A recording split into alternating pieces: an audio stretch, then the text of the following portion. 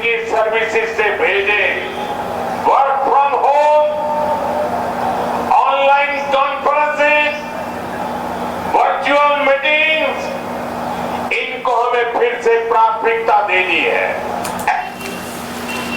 ವೀಕ್ಷಕ ಪ್ರಭುಗಳಿಗೆ ನಮಸ್ಕಾರ. ಹೇಗಿದ್ದೀರಿ ಎಲ್ಲರೂ ಪ್ರಭುಗಳೇ? ನರೇಂದ್ರ ಮೋದಿಯವರು ಹೈದರಾಬಾದ್ನಲ್ಲಿ ಒಂದಿಷ್ಟು ಮಾತುಗಳನ್ನು ಹೇಳಿದ್ದಾರೆ. ಹಾಗೆ ಜನರಿಗೆ ಅಪೀಲ್ ಮಾಡ್ಕೊಂಡಿದ್ದಾರೆ. ಏನಂತಂದರೆ, ನೀವು ಇನ್ನು ಮೇಲೆ ಏನು ಅಂತಂದರೆ ಪೆಟ್ರೋಲ್ ಡೀಸೆಲನ್ನು ಮಿತವಾಗಿ ಬಳಸಬೇಕು. ಅಂದರೆ ನೀವು ಪೂರ್ತಿಯಾಗಿ ನೀವು ನಿಮ್ಮ ಸ್ವಂತ ವೆಹಿಕಲ್ಗಳನ್ನು ಬಳಸಬೇಡಿ. ಸಾರ್ವಜನಿಕ ವಾಹನಗಳು ಏನಿದ್ದಾವಲ್ಲ ಅವುಗಳನ್ನು ಬಳಸಿ, ಅಥವಾ ಈ ಖಾಸಗಿ ವಾಹನಗಳನ್ನು ಬಳಸಿದರೂ ಸಹ ಏನು ಮಾಡಿ ಅಂತಂದರೆ ಸಾಮೂಹಿಕವಾಗಿರುವಂತಹ ವಾಹನಗಳನ್ನು ಬಳಸಿ ಅಂತ ಹೇಳಿ ಈಗ ನರೇಂದ್ರ ಮೋದಿಯವರು ಕರೆ ಕೊಟ್ಟಿದ್ದಾರೆ. ಮುಖ್ಯವಾಗಿ ಒಂದಿಷ್ಟು ಅಂಶಗಳನ್ನು ಚರ್ಚೆ ಮಾಡಿದ್ದಾರೆ. ಏನಂತಂದರೆ, ಈಗ ನಾವು ಜಾಗತಿಕವಾಗಿ ಒಂದಿಷ್ಟು ಸಂಕಷ್ಟದಲ್ಲಿದ್ದೇವೆ.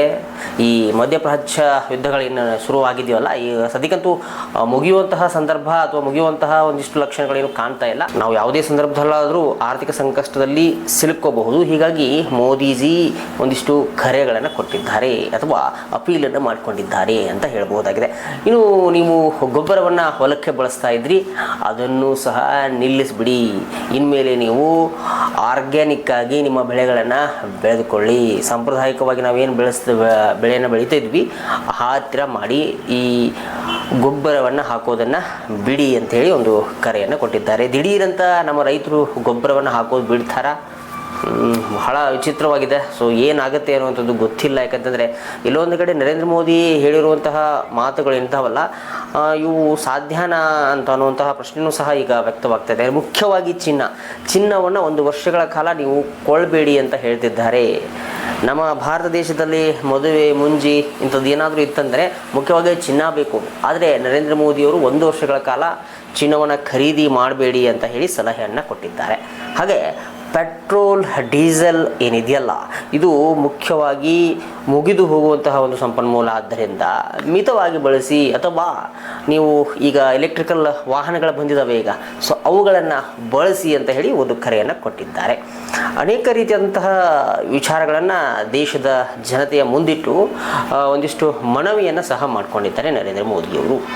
ಈ ಡಾಲರ್ ಏನಿದೆಯಲ್ಲ, ಇದು ತುಂಬ ಈ ಪ್ರಪಂಚದಲ್ಲಿ ಅದರ ಮೂಲಕವೇ ಎಲ್ಲ ವ್ಯವಹಾರಗಳು ನಡೀತವೆ. ಹೀಗಾಗಿ ಡಾಲರ್ ಮೌಲ್ಯ ಹೆಚ್ಚಾಗ್ತಾನೆ ಹೋಗ್ತಾ ಇದೆ, ರೂಪಾಯಿ ಮೌಲ್ಯ ಇಳಿತಾನೆ ಹೋಗ್ತಾ ಇದೆ.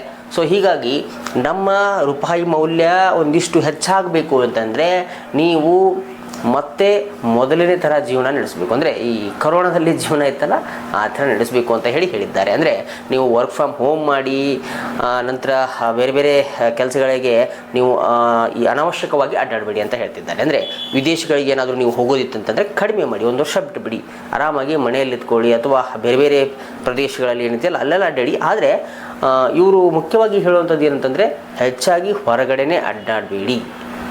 ನಿಮ್ಮ ಕೆಲಸಗಳನ್ನು ಮುಖ್ಯವಾಗಿ ಏನಿರುತ್ತೆ ಅವನ್ನೆಲ್ಲ ಆನ್ಲೈನ್ಗಳಲ್ಲಿ ಮಾಡಿಕೊಳ್ಳಿ ಅಂತ ಹೇಳಿ ಒಂದಿಷ್ಟು ಕರೆಯನ್ನು ಕೊಟ್ಟಿದ್ದಾರೆ. ಇನ್ನು ಈ ವಿದೇಶಿ ವಿನಿಮಯಕ್ಕೆ ನಾವು ಬರೋದಾದರೆ, ಭಾರತದ ವಿದೇಶಿ ವಿನಿಮಯ ಅಥವಾ ಈ ರೂಪಾಯಿ ಮೌಲ್ಯ ಏನಿದೆಯಲ್ಲ, ಇದು ಕ್ಷಣಕ್ಕೂ ಏನಾಗ್ತಾ ಇದೆ, ಸೊ ಇಳಿಮುಖನೇ ಆಗ್ತಾ ಇದೆ. ಸೊ ಡಾಲರ್ ಮೌಲ್ಯ ಹೆಚ್ಚಾಗ್ತಾನೆ ಹೋಗ್ತಾ ಇದೆ. ಸೊ ಹೀಗಾಗಿ ನಾವು ಐಷಾರಾಮಿ ವಸ್ತುಗಳು ಅಥವಾ ಈ ನಾವೇನು ಹೇಳ್ತೀವಿ ಬೆಲೆ ಬಾಳುವಂತಹ ವಸ್ತುಗಳು ಅಥವಾ ವಿಲಾಸಿ ವಸ್ತುಗಳನ್ನು ಬಳಸೋದನ್ನು ಕಡಿಮೆ ಮಾಡಬೇಕು ಅಥವಾ ಬಿಡಬೇಕು ಅನ್ನುವಂತಹ ಕರೆಯನ್ನು ಸಹ ಕೊಟ್ಟಿದ್ದಾರೆ. ಉದಾಹರಣೆಗೆ, ನಾವು ಯಾವುದೋ ಒಂದು ಕಾರಣಕ್ಕಾಗಿ ಬೇರೆ ಬೇರೆ ದೇಶಗಳಲ್ಲಿ ಅಡ್ಡಾಡಿ ಬರುವಂಥದ್ದು, ಅಥವಾ ಇಲ್ಲಿ ಬೇಡಪ್ಪ ನಾ ಬೇರೆ ಬೇರೆ ದೇಶದಲ್ಲಿ ಹೋಗಿ ಏನೇನೋ ಮಾಡಿ ಬರ್ತೀನಿ ಅನ್ನುವಂಥದ್ದು, ಇವುಗಳನ್ನೆಲ್ಲ ಬಿಟ್ಟುಬಿಡಿ. ಅಂತ ಎಲ್ಲ ಶೋಕಿಯನ್ನು ಸಹ ಬಿಟ್ಬಿಡಿ.